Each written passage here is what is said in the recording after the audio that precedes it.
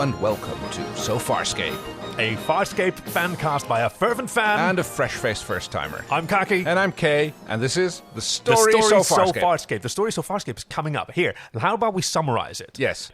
John Crichton, an American astronaut who got shot through a wormhole to some distant part of the universe. Come on, you remember this yes, from the of opening course. It's the opening credits? sequence. We watch it every time. And now he is like stuck with a living ship filled with strange alien life forms. Oh, there will come a day when you can recite it from memory, as I can. I'm sure I will. I've only seen it like 4 or 5 times now so far. So, and he's being hunted by an insane military commander who just didn't come up at all. At all, no, nothing. I mean, the whole enforcer thing didn't come up at all this episode. So far.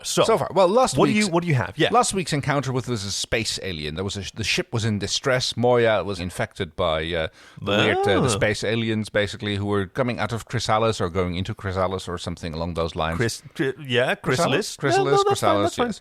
And I'm sure that there's a person out there, Mr. C. Alice, yes, who's very... Oh, and Mr. C. Alice has probably some other jokes made about his name than Chris Alice. No, please continue. And they were boarded by some enforcer commandos. And I noticed that the episode was very much about Moya and like the effect that it had on the heating systems and all that, and the effect that it had on the crew. Whereas very good. In this episode, Moya was almost like absent, really. I mean, she was lacking an important part, but even that was almost a MacGuffin to this whole story. Yeah. So what you observed is very, very accurate, because this sort of rhythm of a planet episode and a ship episode and planet episode and ship episode is something that they were doing during the early production. And it was also like I told you about the pods that they worked in. Yeah. Where I think I said it incorrectly. Like the first and the third episode were done simultaneously, and the second and the fourth episode were done sort of simultaneously. So they were shooting, and also splitting up the crew so you can have a B crew. You have 2 crews filming, one on the ship and one on the planet. Yeah, exactly. Because you also notice in the second episode and in the fourth episode. So the second episode was I think we called it Little House in the Perseus arm or something. Yes, with the radio telescope shack. Mm-hmm. The same people were on the planet, and the same people were on the on Moya, with the exception of Rygel. I think Rygel didn't go down to the planet, did he? He did in this one, but in the previous one, you had Crichton and Aeryn and Dargo, right? And Zhaan stays on the ship, usually with Rygel. And part of that is like, I know, I'm probably like spoiling the magic a little bit, but like she is heavily made up, and that makeup does not tolerate moisture very well. Oh, that could be. I was thinking it might also be very susceptible to scuffing and other things, especially when you've got action scenes on the planet. That would be like tough on the makeup. Exactly, and it has to be repainted. Now, of course, Dargo, played by Anthony Simcoe, has that problem as well. Right, but that's mostly prosthetics and not paint. Yeah, and what a trooper that dude was to wear all that in. I mean, you could tell that it was Australian summer. It was actually filmed in Australia. This is Australia. Right? Yeah, it's production in Australia, hence like so many Australian actors. I suppose playing it's also parts. It's all the same thing. Like the Lord of the Rings was filmed in New Zealand because it's cheap, and well, of course, also what's his face. Peter Jackson, yes, is from Australia. He's a proud Kiwi. Kiwi. Sorry, yes. No, sorry. No, sorry. Yes, he's a Kiwi. Yes, that's what I meant to say. I meant to say that. Probably should have edited that out. So sorry, Mr. Jackson. Well, so Farscape. This was a more innocent time. This was 1999 when this was being produced, and like, just imagine being these actors, right? Yeah. Because Aeryn, she's Australian. Yeah. Anthony Simcoe's Virginia Hayes Australian. They're everyone except Crichton is from down under. I think, right. Like the show wasn't airing in Australia yet. No, of course not. No. So they were walking around in these costumes and shooting the show, and nobody had any idea what it was all about. Nope. Yeah. You're onto something, people. Prepare the starburst. We start with a shot of a spaceship that I really kind of like. Like it looks sort of like a bullet pod. So it's got a big engine at the back, and it's got these sort of landing skids. Yeah, it's a bit of a weird thing. It kind of looks like a cargo container which has been modified to fly. Yes, and I like that.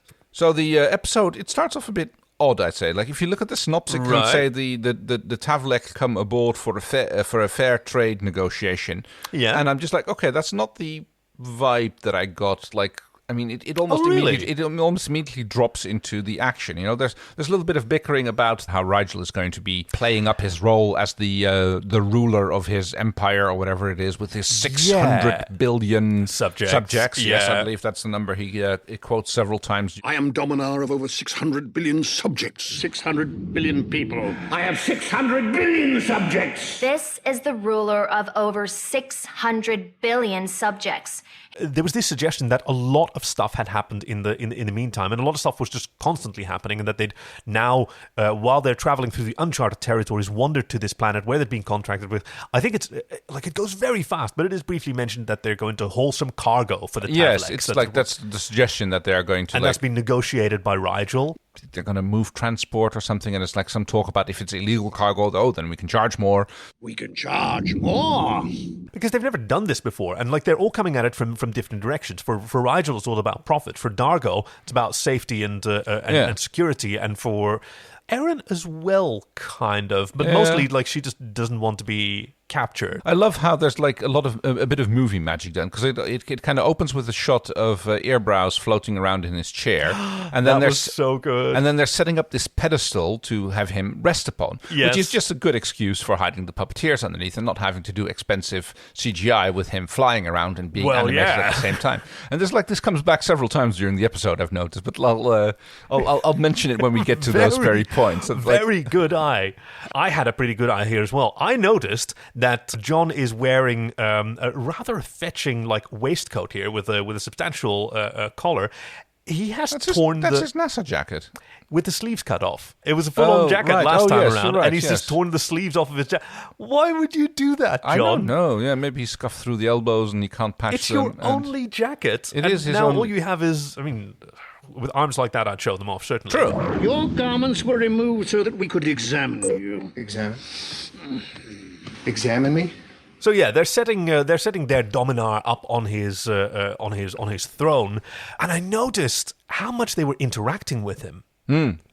He raises his little scepter and Zhaan pushes it down, because this was the point where which is an interesting bit of foreshadowing. Oh yes, yeah. The scepter does play a significant role, but it was also the actors discovering how to bring these puppets to life, because they were working with Muppets, which none of them had done before, because it's a Jim Henson production, and they were learning at this point, puppets come to life when you touch them. Don't you dare touch me! Hands on the puppet, and then they're real. Hands off, Flaxen! Push them, interact with them. How dare you handle me this way? Yeah, that's the advantage of puppets. You can actually touch them. It's not like CGI, and it makes it so much easier to have those interactions and not have to go through a lot of trouble to digitally add them into stuff that's going on. And for you as well as an actor, touching something makes it real, makes you relate to it. That makes sense. Now on comes the tadpoles, the tabloids, yes, the tabloids. Tavlecs, Whatever. as she corrects him very often. The cargo bay doors open and it goes to shit. There's this cool a snap zoom or snap rack effect where the camera motion is accelerated to zoom in on and Crichton for drama. Bit of punky music playing as basically the space orcs invade the ship. That's a good one. I mean, they are sort of Mad Max space orcs. They are they're wearing space marine armor with space marine codpieces, and I hadn't noticed the codpieces. I did notice the chrome dome. It was how does he see? But fair enough. I guess not well. So clearly not. No. That actor, looking at the helmet, there's two bullet holes. Yeah. I think that's where the actor could probably look see. through. And he's got this great Glaswegian smile. Sort of stapled together. Yes. And these huge shoulder pads, all of them in these earth tones. You know what they put me in mind of? Do you remember the duck aliens from the beginning of The Fifth Element? Yes. The Mondo Shiwa. Mondo Shiwa. I know what you're talking about. Yeah. Right? They've also got the sort of gold and the huge shoulders. Well, like I said, to me they sort of seemed a bit like orcs who had stolen some Space Marine armor from Warhammer 40k. That's the big thing. Space orcs cosplaying Warhammer. Yeah, okay. Yeah, that's basically what the thing. So they shoot their arm cannons. Zhaan gets hit and knocked down. They drag a bag over Rygel's head and kidnap him. I demand someone hurt me! It's a really cool smash and grab fight scene as well, because Aeryn does this cool sort of dive and roll. They're all super athletic. So I was wondering, I am noticing a little bit of a Worf effect going on for Dargo. Yes. Now, the Worf effect, you've explained to me before, is where you establish one character to be the strongest one on the ship, and then you have him being beaten up by the alien of the week because to establish them as a threat. Yes, that they're stronger, because if they can beat up the bad guy, then That's why Eddie Marks kicked your ass in the 7th grade. Worf on Star Trek is the most beat-up character because someone has to show off that they are stronger than Worf. Now, while that is certainly true, and Dargo does get his ass kicked a lot, he is on the same ship as Crichton. Oh, don't me. And Crichton gets his ass kicked all the time. Exactly. So that is slightly subverted. I mean, he is being a little bit rash, Dargo, here, by slapping that arm cannon on his hand. When they knock out one of the space orcs, this bracer comes off, and you can at this point you can already see that there's needles in there and drugs being injected. It's a menacing thing. And he just jams his arm into it and goes all right, that's mine now, and I'm going to use that. And he expects it to fire those little yellow bolts of light. Ka-tow, ka-tow, ka-tow. Little bolts of light. Or in this case, blue, sparkly. But it doesn't work, and he's just enraged. Junk! Where's Rygel? Junk!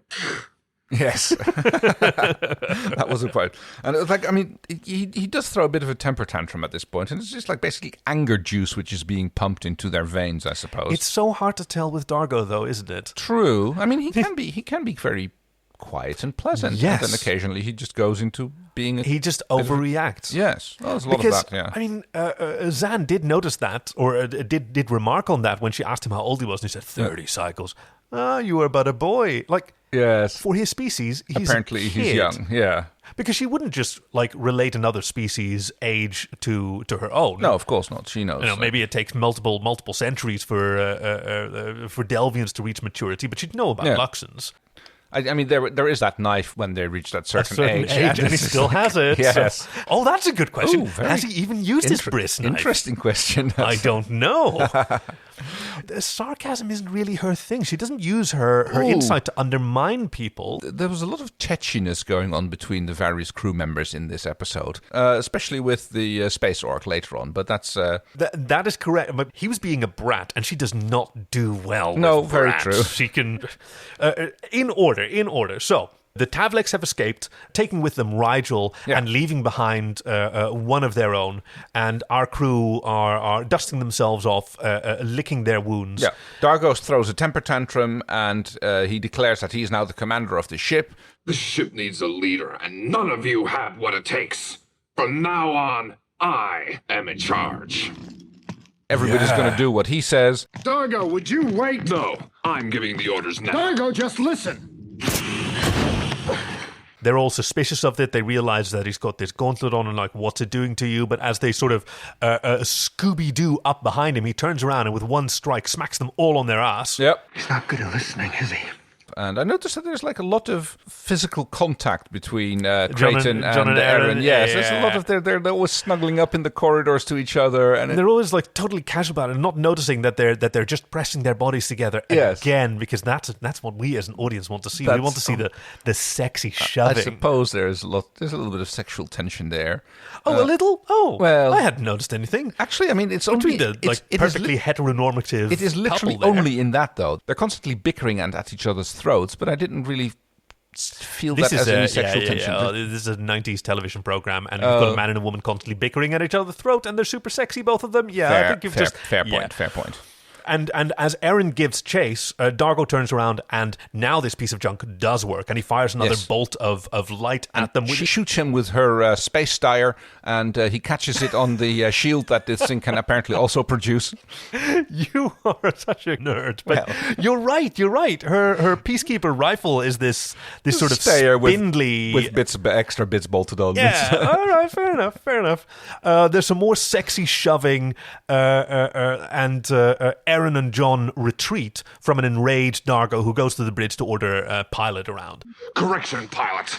Break orbit and take us away from this wretched planet. Because he's planning on just leaving Rygel behind. Rygel brought this on himself. I say we leave him there. Let Crichton finish. Look, enough talk. We are leaving now. Misty dips into her little pharmacy again and brings out the space smelling salts. Chemistry set. Well, she uses the smelling salts on the tadpole. Tavlecs, sorry. And brings him out of his coma to wake him up and very kindly almost help him up. Yeah, she's very considerate of him. She's protecting. I mean, she realizes that this is really just a kid. Take it easy, child. Child? He's just a youngster. He's maybe out on his first mission or something. Yeah. And even though he's already like properly scarred and he's a proper staple head, but wow, that makeup was great. And what you say, like reminding you of aliens from Fifth Element, they look a bit like the mercenaries from Fifth Element. I know what you mean. Aknot and his crew, they've got the big mouths and the sort of sagging skin. The other ones were a little bit more reptilian than these guys, but definitely and they were like full helmets. But these, good one. So Dargo learns from Pilot that a critical part of Moira is missing. He asked if he could borrow a vital component of Moya's control circuitry, just for a while. And you let him? Certainly not. I flatly forbade it. She can't, she's in a decaying orbit, which doesn't really come back in the rest of the episode, but, they can't leave. He wants to leave Rygel behind and is like, nope, sorry, we need this bit of control jewelry that he used to pretty up his staff to make more of an impression on the on the Tavlecs. You're right that the sort of peril that the ship is in doesn't come back, and I can sort of see that the writers probably felt like they were pulling from the same well quite a bit in the early episodes. Like ship is in peril. Like even the Enterprise D doesn't do it like let's avoid 4 that. episodes in a row. Let's avoid that a little bit. But they still have to have a reason to go after Rygel because none of them like Rygel. No, but none of them would care, except he happens to also have a piece of the ship that they need to survive. The little hairball took it to decorate his scepter. I'm going to kill him. So in comes a conference call from the Tavlec commander. He dials in on Zoom or something. And yes, Chromedome, Bekhesh. Yes, Chromedome. That's a good name for him. Yes, and basically he puts out an ultimatum. We've got your king. You can buy him back. Something many tons, cargo bay full of something or the other. We want Corvidium, Purity 9, enough to fill your transport hangar. Which should be easy if it's has to be brought up by 600 billion subjects. Yeah, because that's what Rygel boasted. Told them, and he's the dominar of the Hynerian Empire. And they have one solar day to deliver it. So hang on, solar day. What solar day? Is this planet's solar day? We don't even know if this planet rotates. Are we talking about one revolution of this particular planet? Now we're getting into some of the terminology that I think the Babel bugs are taking care of. You notice that they've used the word cycles before, right? Instead of which years. Is a year, yes. Yes, I spent 3 cycles on a maximum labour planet. And they've also, I think at this point, they've also used the word Arn. If they're not here in an Arn, we go and look for them. For hour. Roughly speaking. Actually, in the first episode, Aeryn once called it an Arne. I think I'll be searching for both of you in less than an Arne. I caught that. Oh. It sounded so weird for me. Right. But so they do have these definitions that are relatively absolute. Like a minute. Now wait a minute. Is about a minute. A microt is about a second. Yeah. Wait a microt. Arn is about an hour. They just happen to sort of match. So yeah, I guess a solar day established by some. The galactic megastatute sun. That makes sense. Yeah. Which happens to also have a 24-hour rotation, roughly. Close enough. So they go dipping back into Zhaan's chemistry set. Yes, my first chemistry set. Makes him sleep misty. Yeah. Wow. Okay, so the nickname's sticking, I see. Well, I thought, no. Milking it for as long as I can. Maybe you'd grow... yeah. She milks herself at one point as well. Ooh, wow. It was this, and she makes this cool water balloon. It's this cool sort of squishy, stress ball. Crichton is super enthusiastic about it, water balloon. Check it out. It's a water balloon. Excellent. And to be fair, it seems to work fine. He throws it right at his feet. Good the aim. vapor clouds rise up. Yeah. He starts to... Dargo goes woozy. And then the braces inject him with more of the go-go juice. Gurgles. It's a little more than cappuccino, pal. Our friend just tried to kill us. Yeah, he gets a nice fresh bump of crushed up lunar regolith. Yes, ooh. Deep cut. See if you get that one. Yeah. And he gets back up again. Yeah, I get knocked down. I get back up again. You're never going to keep me down. And they need to beat a hasty retreat because he is super, super violent. Dargo's getting angrier. Do something. Next up is John's plan, and his plan is very cunning. It's run away. Run away, as always. And then hide. You hide very well. And then shake the ship. Yes, get the ship to suddenly accelerate and like sort of throw him off his feet and knock him into the bulkhead. That was your plan? Yeah. Which Moya can't do because of the problems with the control crystal or whatever it is. Yeah, and then Pilot needed to vent this or that, and John said, "No, don't. We're going to use that to shake the ship or whatever." He seems to suddenly know a lot about how Moya works. Yes. Yeah. Yeah, there was a lot of. I mean, they kind of lost me there at this point with the technobabble. It was just a little bit like whatever. So, having listened back to some of the director's commentary and interviews about it, like a lot of this came from the scripts used to have a lot more technobabble. Do you remember how in the first episode we remarked that that John was doing the calculations for his atmospheric slingshot or whatever, and how does he know the mass of Moya? Yeah. Apparently, in the original script, there was a lot of stuff there where he was trying to get that data. He was trying to get from Pilot. Okay, can you analyze my mass and how many me's are there in Moya? Yes. Right. How long does it take for light to travel between my heartbeats to try and figure out what distances are and meters and all that. And then they just went sort like, of dropped that, keep the pace we'll up. get it in the Babel bugs and... Yeah, we'll just assume that he's good at math. The math is impeccable. I mean, he is a scientist. It's true. For all his He doesn't act like it on screen, but yes, supposedly he is. His plan works. The ship shakes. Dargo knocks his head real bad, and because these gauntlets, they have a sort of security system that when the wearer falls unconscious, it detaches so that, as they put it, can be disarmed without having to be disarmed. I thought it was a very disarming argument.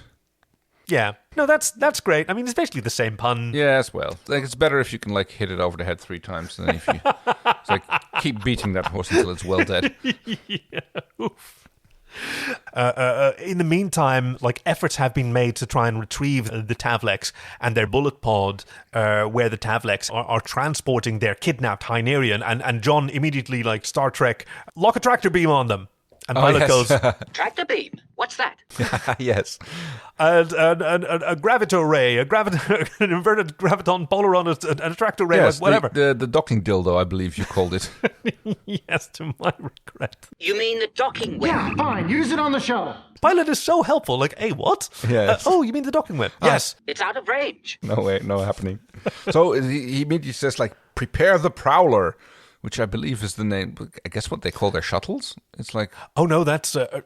yes, specifically her shuttle. That's the that's her fighter craft. Oh, that's the She's thing a Prowler pilot. Okay, that's what it's called. Yeah, I thought it was just the name for the shuttles, but that's so they've got a few different craft. They've got the Farscape one. Yeah. That's the one that John brought. They've got transport pods, which I think we've briefly seen. They're Moya's own vehicles. Yeah. And Aeryn brought her Prowler, which is the Peacekeeper fighter. Crace's brother also flew a Prowler. My brother's Prowler. And I noticed that Crichton makes a lot of cultural references to pop culture of around that's kind of 90s, his thing. 90s pop culture. Oh, he keeps doing that. Close Encounters my ass. Cut to the planet of the space orcs. Yes, their Mad Max camp where a whole bunch of these Space Orc Warhammer cosplayers. Yes. They have a whole sort of camp, and there's lots of crates, and there's lots of netting. Yeah, you can tell that they've raided the prop department to deck this out, and it's there's some bunkers and arches and stuff like that. And an inside scene, which is a bit of a dank, murky prison, where Rygel is buried up to his waist in the sand, which again I thought was a very clever movie magic trick to hide the puppeteers and not have have him out of his chair and just we just buried him in the sand. Well, in mud. In mud, right? Yeah, yes, right. And you know how he feels about mud. Oh yes, I forgot about that part. Yeah. You want to know about mud? I know about mud. He does not like mud. But so he has company in his cell. Next to him is yes, through the alien confession curtain. It's yes, that's right. They like the sort of torn netted curtains hiding the different... There is some, I don't know, tentacled, based, Cthulhu-esque kind of type he's critter.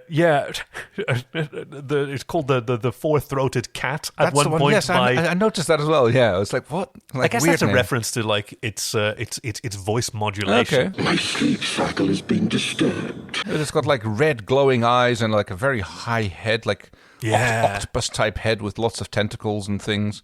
Yeah, it's sort of kept in the shadows, but it's also like a pretty huge puppet. Yes. Being worked and manipulated. It's called Jotheb. Shock Jotheb? Shock Jotheb. Yes, well. When we see his superpowers, their superpowers, I don't think that the gender is ever established. We'll have to figure out. Next in line to inherit the consortium of Trow. How many followers do you have, or what is it? Like he says 10,000. How big is your how big is your empire or something? 10,000. Only 10,000. I have 600 billion followers. No, 10,000 planets, each averaging per planet 4 billion Trow. It's like, oh, they've got a bit of dick-wagging contest against each other, yes. Oh, just to be in the warm glow of all this testosterone. It was at this point that I noticed like something particular about Jotheb's like language use. They use the passive voice a lot. Yes. Offense is not taken. It was unwanted by you. And the imperfection is yours. The imperfection is yours? Yes. Oh, I've never heard of you. The imperfection is yours. Yes. There's another bit of dick measuring happening on the ship because Zhaan is meanwhile taking care of their prisoner, the little staple face. An interesting bit of contrast there between how they treat prisoners on the different ships. Right, because she's so compassionate. Yes. And he's like outright hostile and bristly. I don't need a damn sermon. But also super duper insecure. It's not as if I ever had any choice. Which she immediately recognizes, and she tries to tend to him. I'm sure there was some tenting involved had he been wearing clothing at the time. Yes, because he's wearing one of Moya's skin flakes, the gold blankets, that they've got, and he tries to taunt her like that she's a priest and that she's so prim. You bet you've never seen a man before. Too prim to sneak a peek. You afraid you might like what you saw? And he exposes himself. And she just takes a moment to just sort of, and just take it all in. You're pretty big for a lad your age. It's like I'm quite respectable for your age. Is like that whole bit. Is nudity taboo in your culture? Did you think you'd shock me? Are you ashamed of your bodies? And he's got a good comeback. Yeah, we would be if we looked like you. Oh, and she just unhitches her gown. And she has a lovely bum on her. I would say that. It's like, oof, look as good we will not. Oh, I mean, the fact that it's blue doesn't really bother me at this point. It's, it's very shapely rear end, I must say. No disrespect intended. She is gorgeous and so comfortable. Yes. So you notice this throughout their interactions. They sort of fail to impress each other constantly. Like he tries something on her and she easily sort of rebuffs it. Yeah. She tries something on him, like compassion. He rebuffs it as well. She tries like comprehension or sermoning. There are always choices. I told you I don't need a sermon. Like they're constantly like pushing each other back as they're dancing toward like being actually able to communicate. And she gives him Crichton's uniform, to which he asks like, "What kind of fastening is this?" And I guess they don't have zippers on this planet of the space orcs. No, certainly because the next time we see him, he's in intense pain, which might be. Well, it's like he's either suffering from withdrawal or he's got his willy stuck in the zipper because he hasn't figured that out yet. But I think it's withdrawal. But that was my first thought when I saw that scene. That's certainly something that I suffer from when I get a little cocky stuck in the zipper. Unfortunately, I've never had that happen in a very, very long time. Ouch. There's a bit of an argument between John and Crichton about whether they should go down to the planet to retrieve the piece of technology that they need from Rygel. But they don't have really much of a choice. That's what Aeryn suggests, and John tries to be the voice of reason and caution, like, we don't know how many are down there, we can't just go down there, until eventually, like, she just sucker punches him with what she calls a pentac jab. You hit me. Hit? No, a pentac jab. To which he's more susceptible than most, which is like a Vulcan nerve pinch. Like it just knocks him out. Like judo chop.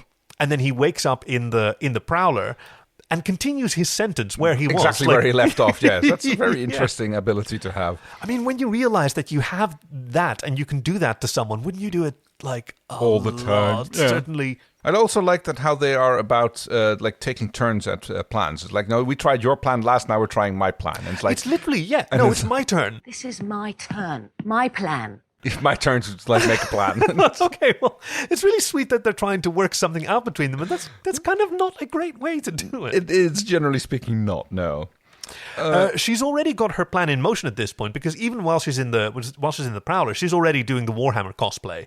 Oh yes, she's already gotten this. She's got the space fishnets, and she's wearing her oculars. Did you notice that? Yes, that was a very peculiar kind of vision enhancer thing. It looks like a Google HoloLens or something. It's these little sort of and it glowing, magnifies your vision, which is enormously useful, I imagine, when you're flying in a spacecraft as a fighter. I hadn't even thought of that yet. Yes, it would be tremendously to be able to zoom in and out, and just by thinking about it. I mean, human vision's already very good at narrow focusing on a particular area. Okay. Which is why you always get those weird effects when you see something, you see an animal, and you want to take a picture of it. You take a picture of it, and then there's like a tiny little speck. Yeah, it's barely there. And you'd swear that it looked a lot closer when I was just looking at it myself. And yes, I sort of imagine it like, do you know how they say that a hawk could like read a newspaper at a mile's distance? Yeah. Because they can fly a mile up in the air and see a little bunny rabbit or whatever, as if they have such keen eyes that can scan all that. No, they've got a very, very good optical processor in their brain and just goes narrows optical down cortex, and they don't have the weird human eyes, which went back to the water and then came back out of the water again. No, they've got the same eyes. They do have the same eyes, but they're just better. Hawk eyes, I think they use some kind of oil to improve the because it's what you're talking about is that our eyes evolved underwater, so that's why they're full of salt water, much like the rest of them, and then they don't work so well out of water, and they've adapted to improve a little bit, and now they're even worse underwater. Yeah. They're just kind of garbage eyes in general. Speaking of garbage eyes, have you paid attention to Dargo's eyes? Not particularly, no. Okay, because they go from being green to being blue a few times in the episode. I know these are like little IMDb trivia things. Yeah. So he started out with green contact lenses, and you see them a lot in the opening credits. Yeah. He hated them. Oh, okay. And he had a little accident during this the filming of this episode. During the removal process of his makeup, accidentally, some alcohol will wind up in his eye. Oh, shit. Burned the cornea a little bit. He had to go to the hospital. Everything was fine, but then, oh no, he couldn't wear contact lenses for 6 months. oh, guys, I'm so sorry, but the doctor says I can't. No contact lenses. Whoa, gigantic oops. I mean, it could have also been like CGI, because I was wondering about this is the planet of the blue plants apparently, and I was wondering that amazing? If someone had been going around there painting all those plants blue, or if they had been walking around with a spray can of blue paint and just it looks so good. Turns out no. I shared this with you, and I when I saw it with the first time for years and years, I thought that they were just painting plants blue, because why not? It's Australia, we've got Hollywood plenty of plants, but no, in the commentary they talk about this was all done in grading, the color grading process. I mean, it makes sense because they're green, so you could just green screen them blue. Exactly. Yeah. And they focused on specific tones of green, I noticed, because there were still some green grasses. No, absolutely. There's the plants only had blue outer leaves, end leaves, basically. The darker greens were still green. Yeah. And of course, nobody was wearing anything green. Yes, that's the easy way to do it. So we have some space orcs who are supposedly hunting. Hunting party. They've made a kill. They bring down the prey. Clear what they've got. No, it's just like there. a bag of props or something. It's just it's very unclear what they're holding. And Aeryn, in her space orc suit, decides okay, this is now an emergency, and she uses the braces and gets herself injected with the go-go juice. Our gauntlet is our food, our blood, our life. It makes us capable of anything. Yeah, she's got all the armor on at this point, and she looks even more like the duck-billed aliens from except that she's tiny-headed. Which she has. She's like a mini She-1. Oh god. Yes, you're fired. That was fun. So she's gonna bust in with her gauntlet and all of her confidence. She does a pretty good job. Crichton is left behind with her pulse rifle to provide cover, but he's never held one before, and he doesn't know what the beeps and boops are. It's a very poorly designed rifle if you can blow it up that easily. You think it was easy? You blew up the rifle, saying, well, all the blowing up was done by the rifle, so okay. I imagine that maybe you would have a different relationship with Aeryn than John does. Probably. Your inability to put up with a sexy woman's bullshit. I mean, yes, may affect the kind of arc that you'd have she'd had. totally kick my ass, but that's a different matter entirely. Pentac jab. Back on the ship, Stapleface is suffering real bad from getting his willy stuck in the zipper. Oh, yes. And attacks Zhaan, trying to overpower her because she's just soft and weak. Like, he's squeezing her wrist until it bleeds. Yeah, and she just calmly, like, Aikidos him back. Soft, yes. Weak, no. Oh, that was a very good line. And then she turns up the empathy to 11 and smears a little love gel on her lips and kisses him, I suppose. Yeah. It's like back to the chemistry set. Using her own wrist jizz. She's back is that there, what it is? Dripping some of her wrist jizz into her first chemistry set. Like, she makes a nice little lip gloss for herself and snowballs the piece into him. I guess. Yes, that was a little bit. Ooh.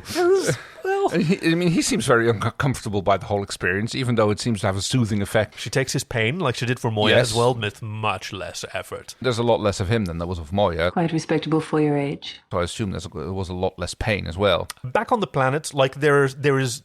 This is an episode all about bickering. So there are 3 arguments happening sort of simultaneously. One of them has been Rygel and whoever he's imprisoned with, or the people keeping him prisoner. And mostly the other prisoner. Yes, Zotoh, the 4-throated cat. Between Zhaan and her charge, and between John, Aeryn, and Dargo, who just... This time it's Dargo and Aeryn going at each other's throats, and you've got Daddy Crichton in the middle trying to pacify everyone. Yes, trying to get them to play along nicely. Play nice while I'm gone. Dargo is actually standing there trying to be all reasonable, which is like very unlike the way Dargo is normally. And I noticed in one of those shots that like he must have a serious beard care regimen, because it is silky smooth and like so perfectly well kept. And, yeah, his Lux and L'Oreal. It's either that or his nose hairs have gone way out of whack. But it's maybe he's born with it. Yes, maybe it's Luxurial. No, Luxurial. It's luxurious. Well, that's definitely true. Yeah. They have another little bitch fight, and then John says, "No, look, you stay here, and I'll go take care of it." That seems to be his solution for whenever Dargo and Aeryn are arguing. Is accept neither plan and come up with a new one, and just do his own thing. Just like in the first episode when all 3 of them were like captured, and Mommy and Daddy were asking to be untied first. And says, "No, you untie me first, and then we'll go on from that." Yes, we get another scene, by the way. At this point, I don't know if you've noticed that there's been a few scenes in the episodes that are just like Aeryn and Dargo talking. Oh, yes. Like up in a tree, as you said, bitching. and now here as well. So they had an almost like kind little moment between each other, how they were like sympathizing with each other over like coming down from the go-go juice. Up until they couldn't help but call each other like stuck up and barbarian. Fall back into their old ways and, I'm such a clumsy Luxon. You know how clumsy we Luxons can be. So these are what's called Euro scenes. There is so much about the production of the first season that is just wild and gonzo. Like shooting in these blocks, they kind of gave up on that earlier. Mm-hmm. But they had contracts to deliver episodes of different lengths to European markets. Oh. They were slightly longer because we have fewer commercials in Right, in Europe. So they had to make sure that there was enough material to fill the whole hour, basically, minus commercials. Yeah. So you'd have some extra scenes, which are just like people talking about their feelings and filling out, like doing character development stuff. Yeah, okay. That doesn't actually affect the plot, so you don't miss it if it's not there. But I'm really glad that we're watching the version that has it. Oh, yeah. It'd be a shame to miss out on those. So next we go back to the cell where Rygel is still working on an escape plan, this time with the help of Shoggoth. Wait. Is he a great old one? Well, he surely... Out of the great old ones, which one does he resemble the most, do you think? Well... So if we're doing it's either going to be Cthulhu himself with like the cephalopod head and the tentacles, or Yog-Shoggoth. I can't remember which one that. Yog-Shoggoth. Yeah, which one he looks like. I'm not sure which one. Nigurath or Chub. Yeah, they're all like too many, very squamous and rugose. Yeah. It does not go very well because Chrome Dome.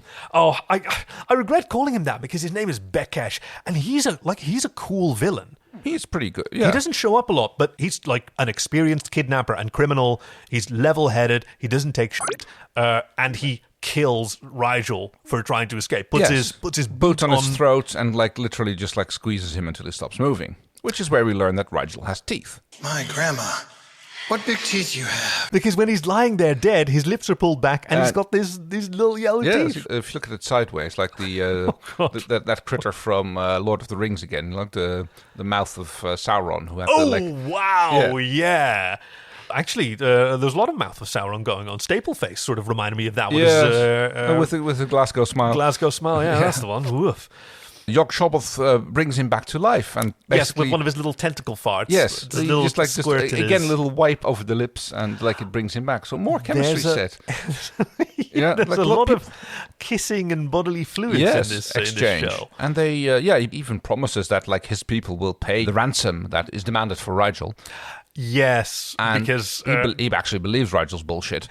Yeah. Now, time for the big rescue mission. We have our 3 capable heroes. They want to charge this Mad Max Warhammer cosplayer camp and retrieve Rygel and. In particular, like the Moya component that they need to escape. Yeah. But they lack a weapon. Now, Dargo pulls out his terrible, terrible sword that he's never used to any good effect. Yes. And Aeryn is appropriately dismissive of it. Oh, yes, a sword. Thank you. That'll be really helpful. But it turns out this is Final Fantasy because it's a gun sword. There's a little transformation scene which we don't see on scene. Conveniently off screen. Yes. And suddenly it becomes a rifle.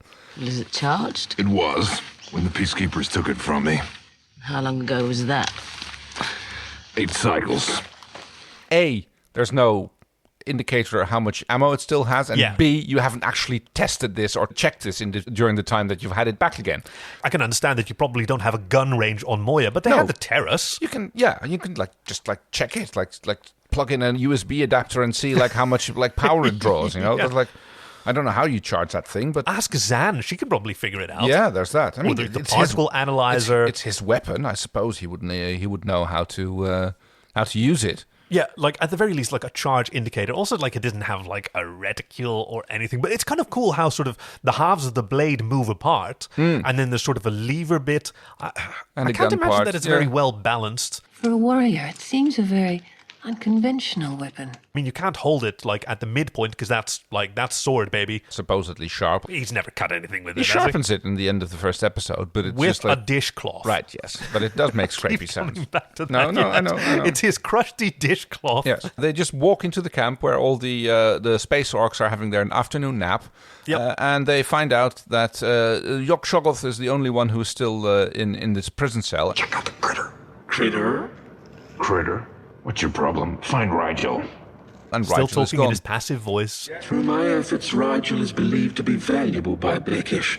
Rygel has been taken away, and they're taking him to a more secure location. Yes, more because he apparently is so valuable now. This one didn't make a lot of sense to me because he's only valuable because Jotheb had agreed to do the down payment. Vouch for him. Yes. The fame of Dominar Rygel has spread even to my worlds. If the ransom is not paid by his people, it will be paid by mine. So why suddenly is Rygel more valuable than Jotheb? Who has already been announced that he'll be released in 2 days after his people have agreed to the payment. So, also, I'm kind of wondering about this. Like, they show great competence at kidnapping people and holding them for ransom. So why are they living in this shithole? If they've clearly been able to like hold rulers of vast empires ransom for money, and like they're still living in this like weird like shitty. Oh, is that a real question? Oh yeah, let me give it a shot. Okay, so let me see. We see maybe they have bigger space orcs that they have to like give their lunch money to. Oh, it's a bully verse, is it? Well, I mean, that kind of probably makes sense. Like, it seems like a temporary encampment. There's a lot of netting. There's a lot of crates. True. Yeah, there's a bunker and the stuff dug out, but that could have already been there. Just like this is a good place for a camp, right? Yeah. So probably like they go from place to place. They encamp there. Yeah. It's also interesting that Rygel had never heard of the consortium of Trow, and Jotheb had never heard of the Hynerian Empire. The Hynerian Empire is not familiar to me. Yeah? Well, I never heard of the consortium of Trow. The imperfection is yours. But they must come from like vast distances away to literally not have heard of each other. Yes. And still be like mere, I don't know, weeks, months travel away. Yes. Space be weird. Yes, space be large. So they go outside, run into some guards, at which point Aeryn starts shooting with the sword rifle. Oh, it looks so cool, those blue bolts.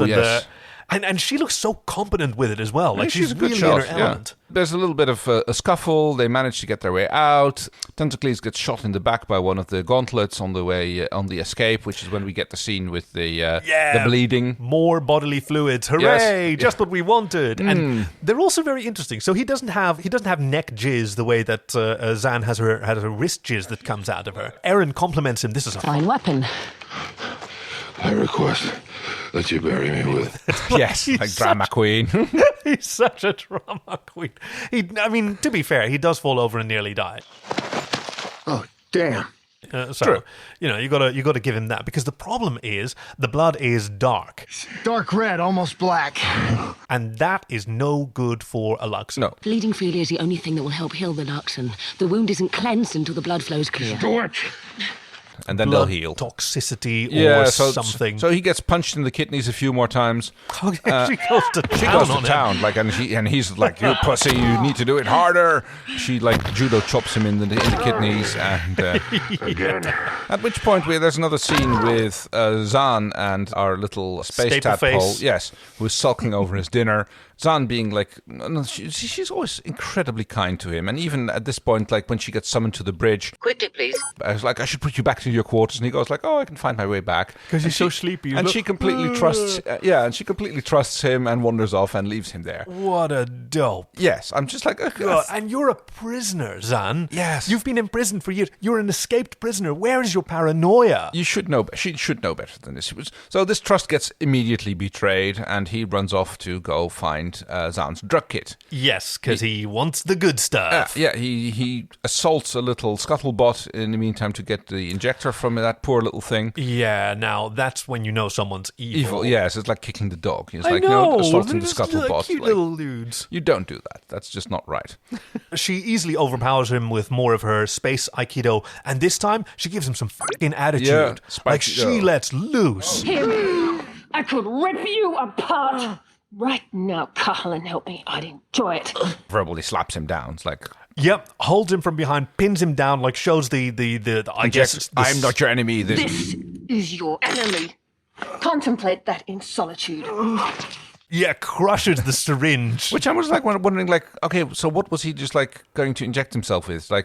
It's clearly not his go-go juice. It was just some other random shit that he found in her chemistry set. I guess it's just whatever can get him what he needs, you man. Got the shake so bad, I'll take anything. Poppers, higher, screamers, downers, uppers, and yellers. Yes. Yes, it's cake. It's a made-up drug, and it's Bat County here. Another deep cut. Yes. Let us know if you recognize that one. We're at Farscape on Twitter. We'd love to hear from you if you get any of these extremely obscure references. Speaking of which, I have a note here that she has this attitude of Edward James Olmos. How do I reach this kid? Yes. Yes, that was fantastic.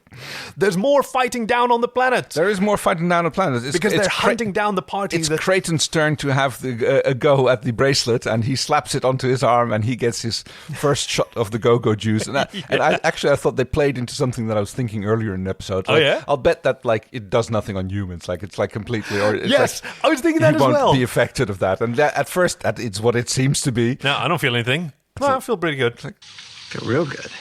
Okay, it's working. Oh, it's working. Yeah, because Aeryn and Darko are super exhausted from their experience with the go-go juice. Yeah, and I thought there was going to be a joke there that apparently it does not affect humans at all, or it affects them in a totally different way. But no, they played that one fairly straight. Oh, that would be fun. It's sort of like the in the French comic Asterix and Obelix. The potion, the magic potion, the druid potion that Obelix always wants but can never have because he fell into it as a baby. Yes. Yeah. So and we have another clever bit of puppetry magic when Crichton confronts Chrome Dome, who is carrying a sack full of Rygel. Yes, and it's fantastic. They just cut in between shots of Rygel in the sack and just a sack of something wiggling, being carried around and occasionally punched and or kicked.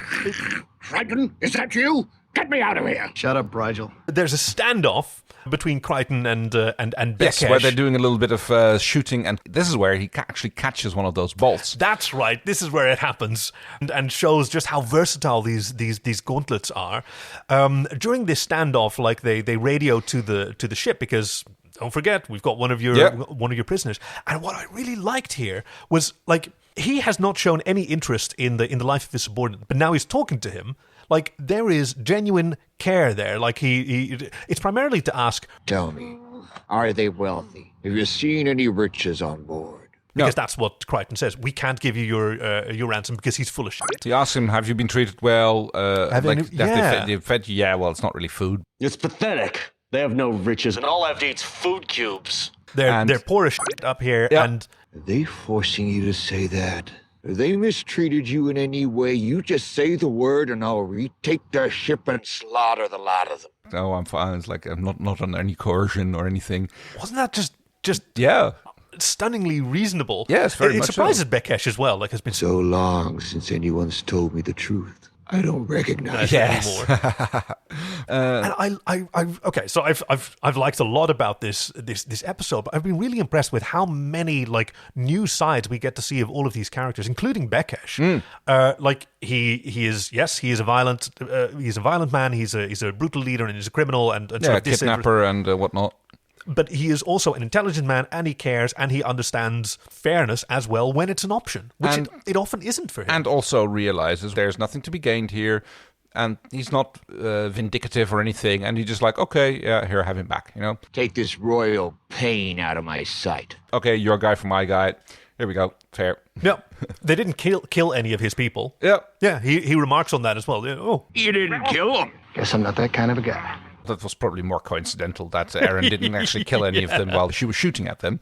But yeah, so we have a little bit of puppetry with Crichton carrying the Kermit carry. Yes, on the arm.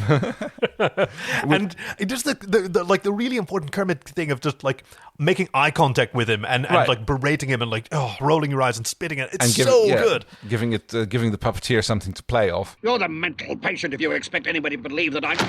Now, the puppeteers must have had such a hard job here because like there's 3 or 4 different people. No, there's not. Okay, so you've got one for each hand. Yeah. Right, a puppeteer for each of Rygel's hands, and then there's the head movement. There's the lips. Someone's got a joystick to make all the mouth movements. All the face can generally be done by one guy who's got like power gloves, and several of those do the ears and the eyes and the mouth, and it's like a finger dance for one person to do the face, basically. Yeah, right. Like the gym hands, and I think they even have one person specifically for eyes, for the direction of his eyes. Okay. Right, because that has to be someone who can see the scene and can evaluate where the puppet's eyes should be looking. I don't know how they did in this series, obviously, but in Labyrinth for Hoggle, they had the actress. Wait, which one is Hoggle? Hoggle is the dwarf type character, the one who helps kind of. Oh, the sort of guide, like little wrinkly Virgil. That's the one, yeah. And so there was the actress who was like doing the body acting. Who was just like wearing the costume, and then she was like a little person. Yes, yeah, okay. And then there was the mask she was wearing, and that was completely animatronically controlled. Oh, wow, yeah. But I think 1 or 2 people as well, and then there was like the voice actor, like 3 or 4 people doing that one character. Yeah, wow. So I'm so impressed with this. I mean, because this is so unique to Farscape, like the use of puppetry for these aliens, and like they're really alive. It is done very well. It's like I mean, you can't tell they're puppets, but they're not like obvious puppets. You don't see the control mechanisms. Right. Like the first time that you see Rygel at the start of a scene, you think, oh, that's a cool looking puppet, and then by the end of the scene, it's like, oh, that's a cool looking asshole. Yes. So speaking of asshole. Well, God, yes. Actually, I have one other before we get to there. I mean, sorry. No, yes. True. Okay, so we're going back to Muppets Treasure Planet, which is what I'm dubbing this planet. Oh, very good one. This episode, you mean? Okay, let's call it that. Yeah. So I think this is actually the first time we see Dargo in a different outfit. We see him in this in his black jumpsuit. He's got like a gi. It's something like that. It's very fetching. Rather than his burgundy Men in Tights outfit that he normally wears. I like it. It's such a cool... It's weird how his regular clothes look way more like pajamas than this... Than the pajamas that he's now wearing, yes. Yeah, which are clearly supposed to be... He's still got his fuck me pumps on. Yes. Tell me he's got some pumps in the closet. Aeryn is waiting for Rygel, and like Dargo comes in and basically to tell him to get a movement on. That was worth it, Kay. That was worth it. Yeah. And they're listening to this royal pain drop a pearl. Yes. which he says he washed. I don't know why Aeryn's so squeamish about it. Exactly, like she's just had her hand covered in blood. There's one point where after she's smacked Dargo's wound enough, and he asks her like, "I'm going to be okay, or I'm going to die." And she says, "You're going to die, but not today." She's sort of slimy hand covered in pre, I guess. Well, it's blood. It's just running clear now, which is a good thing, as we have discussed. So for someone who's so comfortable with blood, what's a little like alien poop? Like, I don't know. Just wash your hands. You're a soldier, I guess. And there's like this incredible smug look on Rygel's face. And it's like, he's such a bastard. He is such a bastard. I am just now thinking back to a moment where I did a charity photo shoot for an otter sanctuary with a little otter where people could have their, it was adorable, and people could have their picture taken with a little otter, and the otter was not into it. He fucking hated it. Yeah. And so between every portrait, we'd sort of clear the hotel room and let him just chill out and play on his blanket, and the handlers were there to let him sort of be at ease. He was super comfortable. He was super adorable. And then he did a little poop, and it's the absolute worst thing you've ever smelled. Dear. This is a little poop, and it just this huge room, this huge cloud suite. of fish. Just atrocious. So if that's the standard for aquatic creatures, then probably. Well, we know he farts helium, so which his loyal subjects claim is odorless. Yes. It just makes your voice squeaky. It makes no chemical sense, though, helium. Helium is like odorless, I suppose. It's inert it's a noble as well. gas, yeah. So it's inert. You probably wouldn't smell it, yeah. No, but so you couldn't have it in your metabolism. Oh, right, yes. I mean, because it isn't so? in anything that you can you're eat, right, and you're you right, can't produce unless it. they like eat rocks or something, and that's.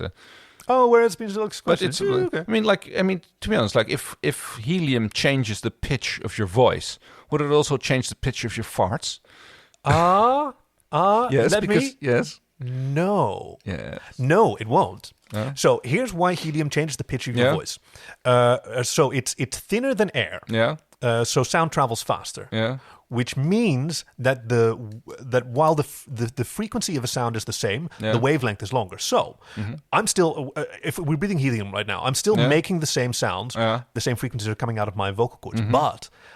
It's not just my vocal cord; it has to go through my voice box, my esophagus, which is an amplifier for sounds for frequencies with a particular wavelength. Yeah. And now the regular, my pleasing baritone, all those waves are way too long to be amplified in my acoustic chamber, so they're dampened. Whereas the much higher pitched, which are normally way too short to be amplified, they're now the right length. So if you do a wee fart, no, that's purely like the you'd think because the gas, the speed of the gas is higher, you'd like get a different frequency. Well, again, it's wavelength. There's no. Okay, we've got to really get into this. So what you're imagining is when you do a little fart, that your whole bum is an acoustic chamber is that what you're imagining? Is that what you want to do to our podcast listeners right now? I'm assuming this is going to end up on the cutting room floor. No, everyone's going to wish you brought this on us. You brought this evil. Well, in that case, I think we should move on swiftly to the final scene which is a bit of a bummer. Zhaan is talking to the to Stapleface. I don't think she ever got his name. Where he's like proudly showing off that he's back on the go-go juice and that he's got his bracelet back on again, and that he's like, now this is what I am meant to be. Now I am strong again, and she's massively disappointed. Well, she did give him a choice, and he made his choice. That's what he said. My choice. And she's disappointed, but no sermons. No. That's what people do when you give them choices. Yeah, they do whatever. They make the choice that you didn't want them to make, but still it's their choice. And I mean, her disappointment clearly shows in this. So it does end on a little bit of a downer, this episode. But I thought that was quite. I mean, I think everything is good all the time. That's just the kind of person that I am. But genuinely, like I'm comparing it to what we were used to at the time, which was like Star Trek, which would usually end on like a good lesson. Everything's back to normal. Yeah, the big red reset button. No button. Then lever slide. But everyone would learn a lesson and move on, and he didn't. He had this Stapleface had this liberating experience of someone really trying to reach him. Yeah, and she didn't, and it just fell right on through. That's how it goes sometimes. And honestly, she's probably not the most wounded. Despite his smugness, I think Rygel, like he really had to confront. I mean, in his own words, I'm unloved, unwanted, unpopular. And then he gets kicked. Unconscious. unconscious. Yes. And apparently kicked out of by his jealous nephew 100 cycles ago or something like that. 100 cycles? So yeah, Holy shit. He's been out of the business for a little bit. So, was it 100 cycles? Yeah, I think it was 100. Yeah. When his cousin Bishan rose up and deposed him. Which, I mean, he's kind of he's bitter about that. But previously he did mention that his mother had all of his older brothers banished. Mother always said I was the best looking. That's why she had my older brothers banished. She said my face belonged on the Imperial seal. It's one of those kind of dynasties where that's how you get ahead, by making sure that everybody else is off the clock. I think that's most kinds of dynasties. I suppose eventually so there is, yeah. So what did you think about this episode, like episode number 4 of Farscape? Because you've seen Throne for a Loss, yeah. You've seen a few now. So how is this like? What kind of expectations have you been building up, and how did this show sort of fit them? Well, I think a lot of this was about character development, about establishing what the various characters are like, what they do. And a little bit of plot of the week. It's like, we get Rygel kidnapped, and we have to go get him. I knew you wouldn't come back just for me.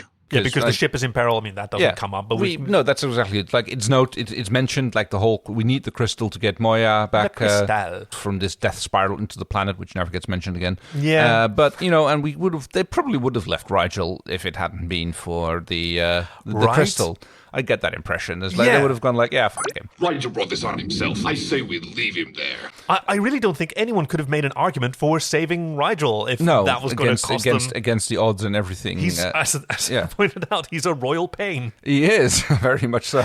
So I think of all the characters that gets developed, probably the most interesting in this case is Zhaan, because we really haven't learned much about her before. You remarked on that a few times yourself, that she just doesn't come up in your... It's a little bit more of the same for her. It's like really? Yeah, she's like always taking care of people. That seems to be her thing. And there's like another reference to her being the priest of this and that. I'm a Delvian Pa'u, a priest to the 9th level. It's kind of still unclear what those priests do exactly. I mean, by this point, I'm starting to get the impression that they are about guiding people into personal development, and they have like... She's a bit of a life coach, yeah. She is, very much so, like all the time, for everything. And like, she's got her like chemistry set to do her thing with, and she's a very sensual person, and which I also get the impression that it's part of her role as a priest. Yeah, comfortable with nudity. That I mean, too, she's old. Taking away pain, giving comfort. Compared to, comparatively. But also, like, she bares her teeth. Like, she actually lets out some rage. Is this the way you repay my help? How would you like your arm torn off? That's in her. She's not faking that for the kid's benefit. She just throws him around when need be. And, that's a tongue lashing that Dargo would be proud of. Yeah. Oh, he used it on Aeryn in this one. He did, very cunningly. He just basically slaps her silly with it. And which even she begrudgingly admits that was a good one. Yeah, like he gets her to like wrestle him to the ground, and then he can just tongue lash her. Yeah, you forgot about that one, didn't you? Yeah. And that's the story so Farscape. We'll see you next week with episode 105. Back and back and back and back and back and back to the future. It's like it's a mad world. Yes. Always one more back than you think there's going to be. Where the crew come across a ship that is molecularly destabilizing. Dargo makes everybody bring it aboard when he discovers that there are Ilanics on board. We'll find Ilanics, they must be related to Dentics. Oh, that sounds interesting, like a dental ship. And Crichton goes onto the escape pod and starts having visions of the future, first of himself and then of Moira's destruction. Oh no! Looking forward to already. You can find us at SoFarscape on Twitter and Facebook, wherever you are, and SoFarscape.com. I'm Kaki. And I'm Kay. So Farscape, so good. Scape. That's not what we're going to do. No.